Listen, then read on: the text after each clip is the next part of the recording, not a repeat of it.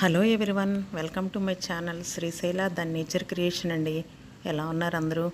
బాగున్నారని, బాగుంటారని అనుకుంటూ చిన్న రెసిపీతో మీ ముందుకు వచ్చేసాను ఈరోజు. కిందసారి బీరకాయ తొక్కుతో ఒరుగులు ఎలా చేయాలో చెప్పాను. ఈసారి బీరకాయ పొట్టుతో కారపొడి ఎలా చేయాలో చేసి చూపిస్తున్నాను మీకు. ఏం లేదండి, ఫస్ట్ దానికి ఏం చేయాలంటే బీరకాయల్ని చక్కగా మనం పీల్ చేసేసుకుంటాం కదా. పనికిరాని దాంట్లో ఏమీ లేదండి, మొత్తం అంతా చక్కగా తీసేసి ఆ తోలంతా కూడా కడిగేసేసి చిన్న చిన్న ముక్కలు చేసేసి ఎండబెట్టుకోవాలి డ్రై అయ్యేదాకా. అక్కడ ప్లేట్లో కనిపిస్తుంది చూసారా, అలా డ్రై అయ్యేదాకా ఎండబెట్టుకోవాలి.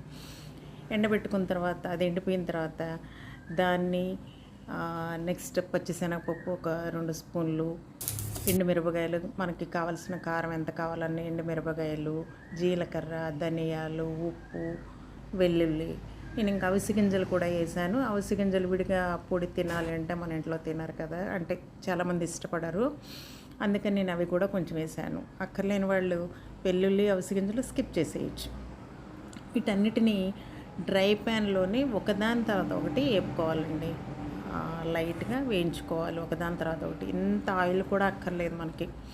వితౌట్ ఆయిల్ చక్కగా నీట్గా వేగిపోతాయి. ఇవన్నీ వేగిన తర్వాత వీటిలన్నిటిని చక్కగా మిక్సీలో వేసేసుకోవడం. ఆరిపోయిన తర్వాత తగినంత ఉప్పు అన్నీ వేసేసి గ్రైండ్ చేసేస్తే చక్కగా మంచి బీరకాయ కారపొడి రెడీ అవుతుంది. వేడి వేడి అన్నంలో వేసుకుంటే చాలా టేస్టీగా ఉంటుంది. ట్రై చేయండి, కామెంట్ చేయండి.